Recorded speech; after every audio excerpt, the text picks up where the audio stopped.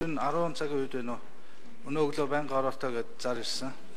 Тэгээ байнга орооны хуралдахад Нямбатар гишүүн одоо энэ хуулийг өргөн барьлаа гэд хэлцээд одоо өнөөдөр тэгээд чуулганы хэлцэх асуудал ч гэсэн одоо очор дайраал шууд хоёр дахь асуудал болоод ингээ ороод ирж байгаа юм л да. Би зүгээр энэ ямар одоо тийм гал төмрийн нөхцөл байдал үүсч баа.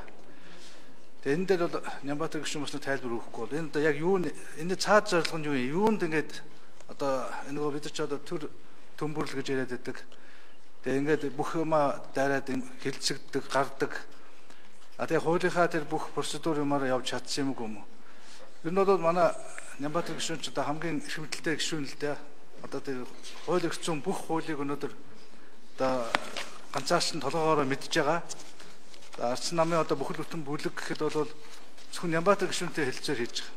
Тэгээ Нямбатар гишүүн зөвшөөрсөн асуудлыг бол өнөөдөр шууд шийдэж байгаа.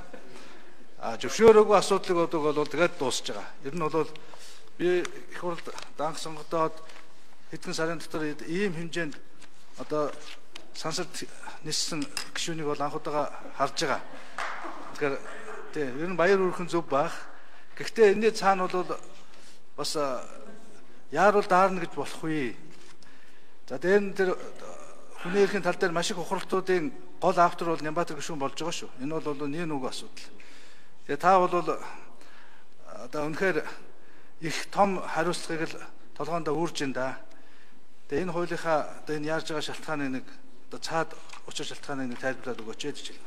Би энэ хуулийн төслөө өөрийнхөө цахим хуудас болон улсын хурлын цахим хуудас нь 40 гаруй хоног байрлуулад за 6 аргачлалын дагуу энэ хуулийн тандан судалгаа аргачлалыг хийгээд холбогдох мэргэжлийн байгууллагуудаа хилцүүлгийг хууль зүйн үндэсний хүрээлэн дээр зохион байгуулад засгийн газраас санал аваад засгийн газрын хуралдаанаар оруулаад энэ хууль тогтоомжийн хууль заасан бүх шаардлагын дагуу энэ хуулийн төслийг өргөн барьж байгаа.